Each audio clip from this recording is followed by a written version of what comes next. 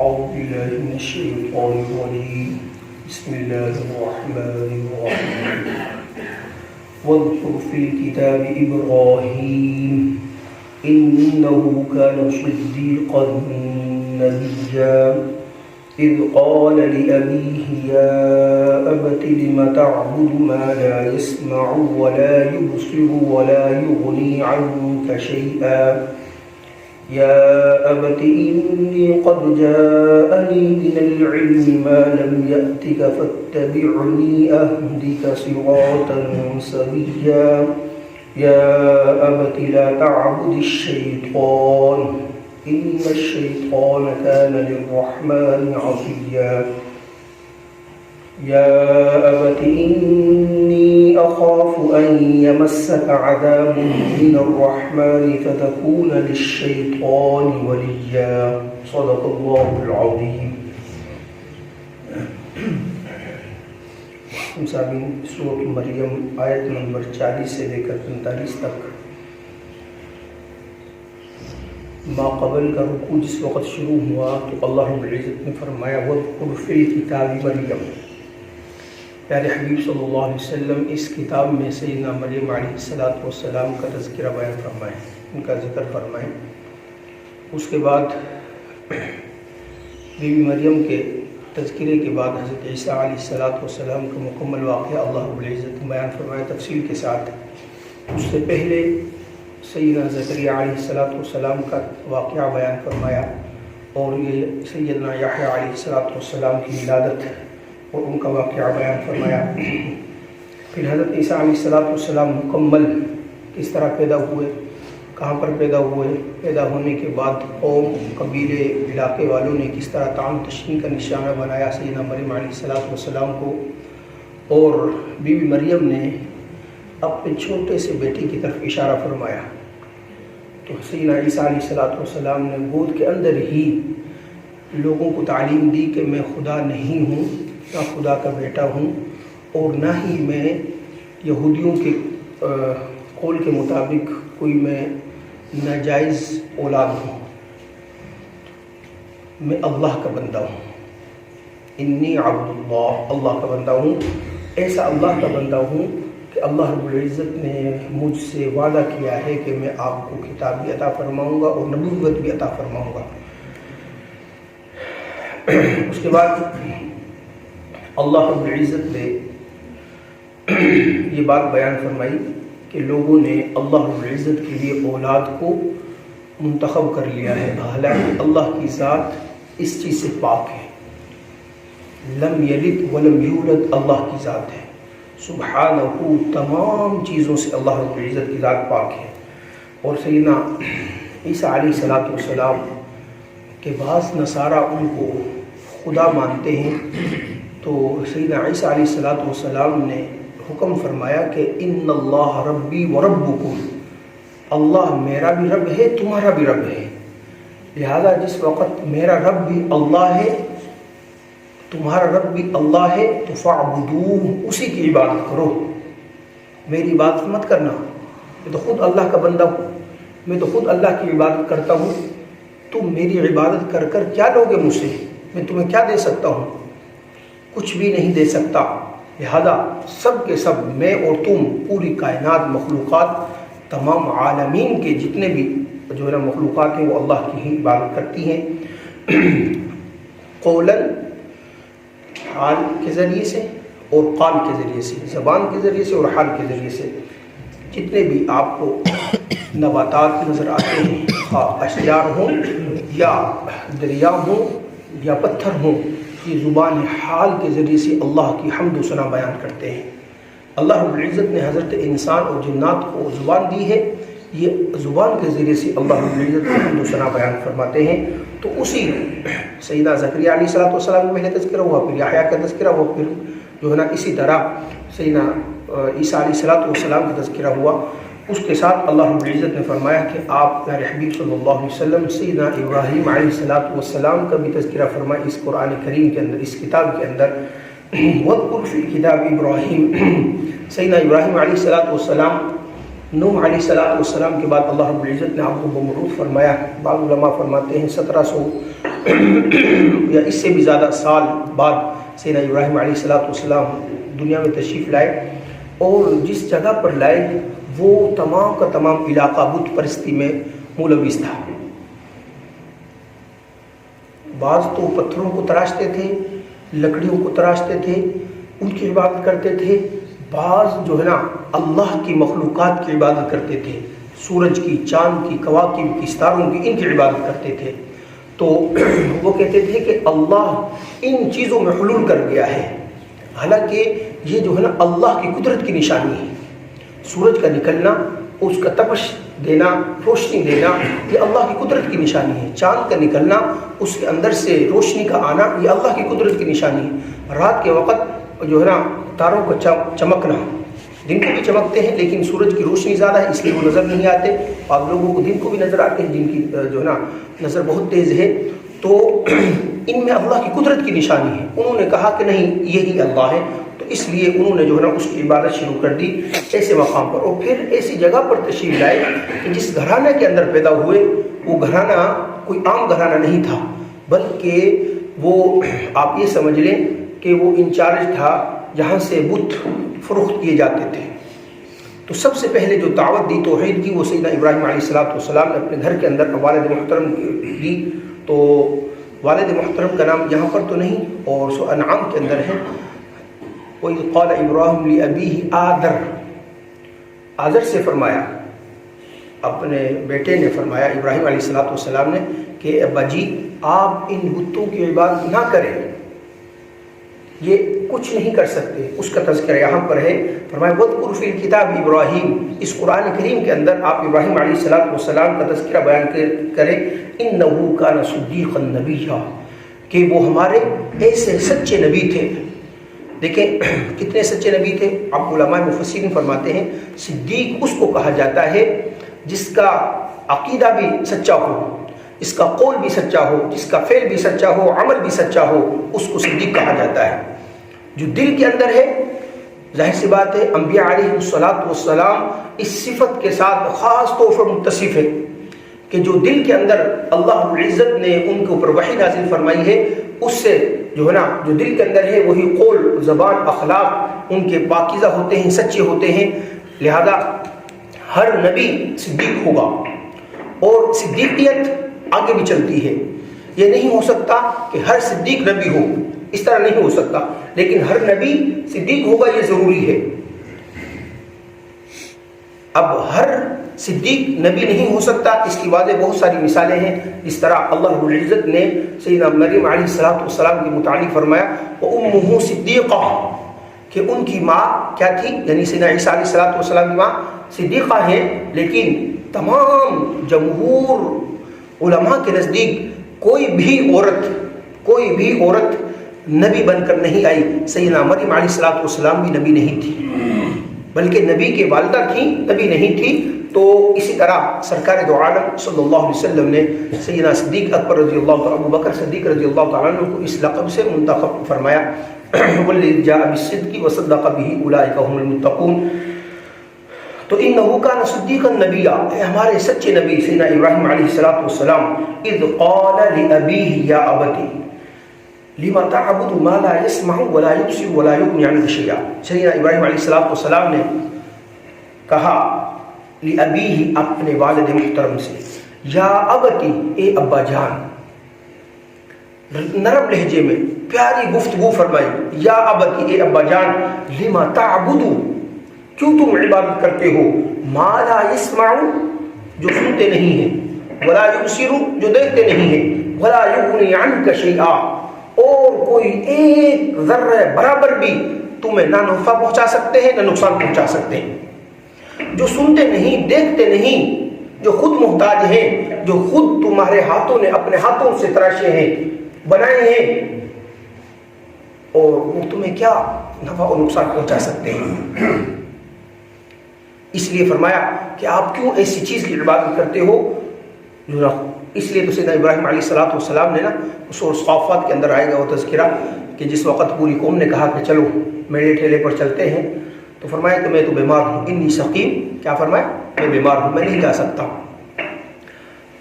سب قوم والے چلے گئے تو سیدنا ابراہیم علیہ السلام نے خوب خاطر تواضع کی سب معبودوں کی، کلہاڑی جو ہے نا وہ سب کے کسی کے بانھ توڑ دی، کسی کا ناک سب تہس نہس کر دیا۔ تو واپس قوم آئی تو قوم کہنے لگی کہ بھائی یہ تو بڑا ہمارے خداؤں کے ساتھ بہت برا ہوا ہے۔ تو سیدنا ابراہیم علیہ السلام نے کلہاڑی بڑے خدا کے سر جو ان کا خدا تھا نا اس کی گردن میں لٹکا دی۔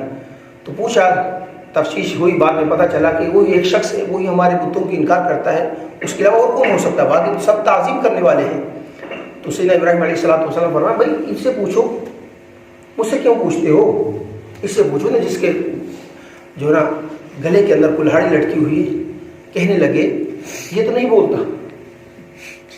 سیدنا ابراہیم علیہ السلام فرمایا کہ اب تم خود کہتے ہو یہ نہ بتا سکتا ہے، نہ اس کو جس نے توڑا ہے وہ بتا سکتا ہے، اس کو یہ بھی نہیں پتا میرے گلے کے اندر کلہاڑی کس نے لٹکا دی ہے۔ جب اس کو کسی چیز کا نہیں پتا تو پھر کیوں ان کی عبادت کرتے ہو؟ لیکن جس وقت عقل ماری جائے تو پھر کوئی چیز سمجھ نہیں آتی۔ اس لیے سب سے بنیادی چیز وہ کیا ہے؟ صراط مستقیم ہے۔ آگے آیت کے اندر اس کا تذکرہ آ رہا ہے، اور اللہ رب العزت نے بھی، دیکھ قربان جائے سبحان اللہ رب العزت نے بھی 17 رکعتیں تو فرض ہیں دن کے اندر، 17 رکعتیں تو فرض ہیں۔ 2 صبح ابھی ہم نے پڑھی، 4 ظہر کی پڑھیں گے، 4 عصر کی پڑھیں گے، 3 مغرب کی پڑھیں گے، 4 عشاء کی اللہ کی فضل سے، اس کے کرم سے، اس کی توفیق سے پڑھیں گے۔ یہ کل 17 رکعتیں بنتی ہیں۔ ہر رکعت کے اندر کیا پڑھتے ہیں ہم؟ اہدنا الصراط المستقیم۔ پھر اس کے علاوہ سنن، نوافل، واجبات علیحدہ ہیں۔ ہر رکعت کے اندر ہم یہ پڑھتے ہیں اہدنا الصراط المستقیم، یا اللہ ہمیں سیدھے راستے کی طرف رہنمائی فرما دیجیے۔ تو اگر صراط مستقیم نہ ہو، ہدایت نہ ہونا، تو پھر انسان کی عقل ماری جاتی ہے، پھر بس الامان والحفیظ اللہ رب العزت سے پناہ مانگنی چاہیے۔ تو یہ فرمایا کہ نہ سنتے ہیں، نہ دیکھتے ہیں، اور نہ آپ کو کسی قسم کا نفع پہنچا سکتے ہیں، آپ ان کی کیوں عبادت کرتے ہو؟ یا ابتی انی قد جاءنی من العلم، اے بجی، اے ابا جان، کیا خوبصورت الفاظ ہے، اے ابا جان، انی قد جاءنی من العلم، تحقیق میرے پاس علم آیا ہے، علم نبوت اللہ رب العزت نے مجھے عطا فرمایا ہے، ما لم یأتی کا، جو آپ کے پاس نہیں آیا۔ نبوت اللہ رب العزت مجھے عطا فرمائی ہے، اور جس وقت نبوت عطا فرماتے ہیں اللہ رب العزت تو اپنے نبی کو جو ہے نا علم کامل عطا فرماتے ہیں۔ اس لیے نبوت کا علم وہ علم کامل ہے، اس کے علاوہ تمام جو علوم ہیں وہ ناقص ہیں۔ آج سائنس کا علم وہ ناقص ہے۔ کیوں ناقص ہے؟ کہ لوگوں کے مشاہدات پر مبنی ہے۔ اگر 10 سال پہلے کسی نے مشاہدہ کیا، اس نے علم کو ایجاد کر دیا، آنے والے 20 سال بعد اس کی مشاہدہ برعکس ہوگا تو اس کو رد کر دیا جائے گا، جھٹا دیا۔ عام مثالیں آپ میرے سامنے موجود ہیں۔ تو اس لیے جو کامل علم ہے وہی کا علم ہے۔ فرمایا میرے پاس علم آیا ہے، ما لم یتبع، جو آپ کے پاس نہیں آیا، ما لم یأتی کا، فاتبعنی، اے بجی میری اتباع کرو، اہدک صراطا سویا، جس وقت آپ میری اتباع کریں گے تو آپ صراط مستقیم کی طرف آپ کی میں رہنمائی کر دوں گا۔ رہنمائی کرنا اور بات ہے، صراط مستقیم پر جو ہے نا ہدایت دینا اور چیز ہے، دونوں چیز ہیں۔ اللہ نے اپنے نبیوں کو جو مبعوث فرمایا ہے وہ صراط مستقیم کی طرف رہنمائی فرمانے کے لیے مبعوث فرمایا ہے، ہدایت دینے کے لیے مبعوث نہیں فرمایا۔ ہدایت اللہ رب العزت کے قبضہ قدرت کے اندر ہے۔ اس لیے پیارے حبیب صلی اللہ علیہ وسلم سورۃ قصص کے اندر کیا فرمایا؟ انک لا تہدی من احببت ولکن اللہ یہدی من یشاء۔ علماء اکثر مفسرین فرماتے ہیں جس وقت آپ کے چچا جو ہے نا غمخوار خواجہ ابو طالب اس دنیا سے گئے نا، اس وقت سرکار دو عالم صلی اللہ علیہ وسلم بڑے پریشان ہوئے، تو اللہ رب العزت نے آپ صلی اللہ علیہ وسلم کو تسلی دی، انک لا تہدی من احببت ولکن اللہ یہدی من یشاء۔ جسے آپ پسند کریں گے نا اسے ہدایت نہیں ہوگی، جس کو ہم چاہیں گے، جس کا جو ہے نا دلوں کی زمین زرخیز ہوگی، اس کو ہدایت ملے گی۔ تو آپ میری اتباع کریں گے تو صراط مستقیم کی طرف آپ کی رہنمائی کروں گا۔ یا ابتی، اے ابا جی، لا تعبد الشیطان، شیطان کی عبادت مت کرنا۔ کیوں؟ اس لیے کہ ان الشیطان کان للرحمن عصیا۔ لیکن کوئی بھی شخص براہ راست غیر مسلم بھی، میرے عزیز بھائی جان نمازی ذرا سائڈ پہ آگے صف میں نماز پڑھیں، کوئی بھی شخص خواہ غیر مسلم ہو، کافر بھی ہے نا، وہ براہ راست شیطان کی عبادت نہیں کرتا. آپ کے قریب میں جتنے بھی ہندو ہیں وہ آپ سے یہ نہیں کہیں کہ ہم شیطان کی عبادت کرتے ہیں، نہیں. کوئی بھی غیر مسلم بھی وہ یہ نہیں شیطان کی عبادت نہیں کرتا، لیکن شیطان کی بات ماننا گویا اس طرح ہے کہ آپ اسی کی عبادت کر رہے ہو. رحمان کی بات کا انکار کرنا، چھوڑ دینا، ترک کر دینا، شیطان کی باتوں پر عمل پیرا ہونا گویا اس طرح ہے آپ اسی کی عبادت کر رہے ہو. اس لیے اللہ رب العزت فرمایا، سیدنا ابراہیم علیہ السلام نے اپنے باپ سے فرمایا یا ابت لا تعبد الشیطان، آپ شیطان کی عبادت مت کریں. شیطان جو کہتا ہے آپ اس کی باتوں پر عمل پیرا نہ ہو. ان الشیطان کان للرحمن عصیا، اس لیے کہ شیطان تو رحمان کا نافرمان ہے. 17,000 سال، ایک عالم فرماتے ہیں 17,000 سال شیطان نے اللہ کی عبادت کی. ایک عالم فرماتے ہیں بہت بڑے ہیں، لیکن پتہ نہیں کتنی کی. جس وقت اللہ رب العزت نے اس کو جو ہے نا ذلیل خوار کر کے نکالا تو اس نے یہ بات اللہ رب العزت کی عزت کی قسم کھائی کہ میں آپ کی مخلوق کو ضرور بھی ضرور راہ راستے گمراہ کروں گا. تو وہ تو اس نے تو قسم کھائی اللہ رب العزت کی کہ میں لوگوں کو تیرے راستے سے، صراط مستقیم سے، جنت کے راستے سے اور ہٹا دوں گا. اور یہ بات ہم ماقبل کے دروس کے اندر پڑھ کر آئے ہیں کہ کل قیامت کے دن شیطان کو لوگ کیا کریں گے؟ ملامت کریں گے. تمہاری وجہ سے آج ہم جہنم میں آئے ہیں، تمہاری وجہ سے نافرمانی. تو شیطان کہے گا بھائی مجھے کیوں ملامت کرتے ہو؟ کوئی ایک بتا دے کہ میں نے کسی کا ہاتھ پکڑ کے اس طرف جو ہے نا کسی کو لے جایا ہو، دھکیل دیا ہو، زبردستی کسی کے ساتھ کی ہو. بلکہ رحمان کی طرف سے تو انبیاء علیہ السلام آئے. رحمان کی طرف سے تو اللہ رب العزت نے کتابیں نازل فرمائی، صحیفے نازل فرمائے. اور پھر رحمان کی طرف سے یہ حکم نازل ہو گیا اس امت کے لیے بھی کہ امر بالمعروف نہی عن المنکر اس امت پر فرض ہے. میں نے تو صرف القاء کیا تھا، دل کے اندر وسوسہ ڈالا تھا، اسی وسوسے کے پیچھے تم میرے اتباع کرتے رہے. مجھے ملامت مت کرو، اپنے آپ کو ملامت کرو. تو سیدنا ابراہیم علیہ السلام نے اپنے والد محترم سے کیا فرمایا؟ لا تعبد الشیطان ان الشیطان کان للرحمن عصیا، کہ رحمان کا تو یہ شیطان کیا نافرمان ہے. یا ابت انی اخاف، اے ابا جی، انی اخاف، میں خوف کھاتا ہوں، ان یمسک عذاب من الرحمن، اگر آپ شیطان کی اتباع میں لگے رہے نا تو آپ کو رحمان کا عذاب چھوئے گا، رحمان آپ کو عذاب دیں گے. فتکون للشیطان ولیا، بعض جو ہے نا اہل تشیع وہ کہتے ہیں کہ حضرت ابراہیم علیہ السلام کے والد محترم وہ جو تھے نا نافرمان نہیں تھے، بلکہ ان کے جو چچا تھے وہ اس طرح تھے.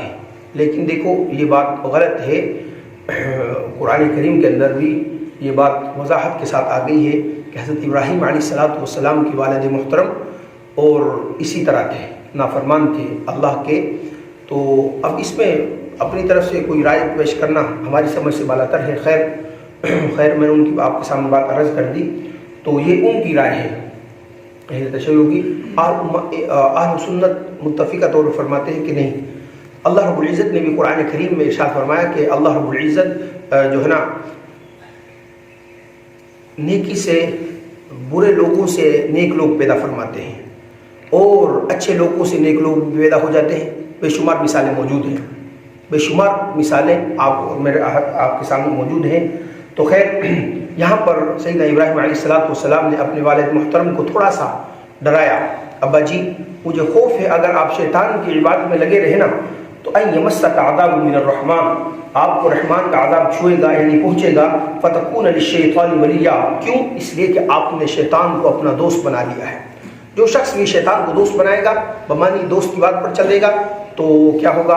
اللہ رب العزت کا عذاب اس کی طرف آئے گا. پھر آگے باقی جو واقعہ ہے سیدنا ابراہیم علیہ السلام کا وہ اگلی آیات کے اندر ہے.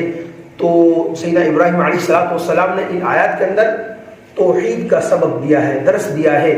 آپ اندازہ لگائیں کہ اگلی آیات کے اندر والد محترم فرما رہے ہیں، والد محترم جن کو ابھی تک سیدنا ابراہیم علیہ السلام کیا فرماتے رہے؟ اے ابا جان، اے ابو جی. کتنے پیارے نرم لہجے کے اندر بیان فرما رہے ہیں. تو فرمایا علماء نے جو مبلغ ہوتا ہے، تبلیغ کرنے والا ہوتا ہے، اس کے اوپر لازم ہے کہ وہ نرمی اختیار کرے. سختی اختیار نہ کرے. جس وقت سختی اختیار کرے گا تو کوئی بھی بات آپ کی نہیں سنے گا. نرمی کے ساتھ جس طرح سے ابراہیم علیہ السلام نے سمجھایا. اور اسی طرح اب والد محترم کیا فرماتے ہیں, اگر آپ نے میرے معبودوں سے اعراض کیا اور ان کی جو ہے نا مذمت بیان کرنا نہ ختم کی تو میں آپ لأرجمنک, آپ کو رجم کروں گا. پتھر مار مار کر رجم اس کو کہتے ہیں کہ جو شادی شدہ ہو نا اور وہ زنا کرے, شادی شدہ ہو اور زنا کرے اور پھر اس کا زنا ثابت ہو جائے, شریعت کہتی ہے کہ ایسے شخص کو رجم کیا جائے گا. مثالیں موجود ہیں صحابہ اکرام کی زندگی میں اور قرآن کریم کا حکم بھی موجود ہے. تو سیدنا ابراہیم علیہ السلام کو فرمایا ان کے والد نے کہ آپ کو میں اس طرح رجم کروں گا, لہذا اب میرا پیچھا چھوڑ دیں آپ. لیکن سیدنا ابراہیم علیہ السلام نے 1 انچ پیچھے نہیں ہٹے. تو توحید کے لیے اپنے گھر کو چھوڑا, اپنے مکانات کو چھوڑا, اپنے گھر جو ہے نا رشتہ داروں کو چھوڑا, چلے گئے. اللہ کی زمین اور ارض اللہ واسعہ بہت وسیع ہے, لیکن توحید کے سبق کو کیوں نہیں چھوڑا؟ اس لیے اصل سبق کیا ہے؟ توحید کا ہے. اگر توحید پہ انسان چلا جائے نا اس دنیا سے تو وہ کامیاب ہے. خواہ دنیا کے اندر اس کے پاس پہننے کے لیے کپڑے بھی نہ ہوں, لیکن اگر توحید کے اندر بھی ذرا سا متزلزل اور جو ذرا سی لغزش آ گئی, اس میں کمی آ گئی تو بڑا حساس مسئلہ ہے, پھر نجات نہیں ہو سکتی. اللہ رب العزت سے دعا ہے کہ اللہ پاک مجھے اور آپ کو بھی ہمیشہ ہی توحید پر ثابت قدم رکھے, اور اللہ پاک جس وقت اپنے پاس بلائے تو ایمان کی حالت میں بلائے, ایمان کی حالت میں بلائے. توحید پر ہم میں اور آپ کا خاتمہ ہو. آمین. وما علینا الا البلاغ.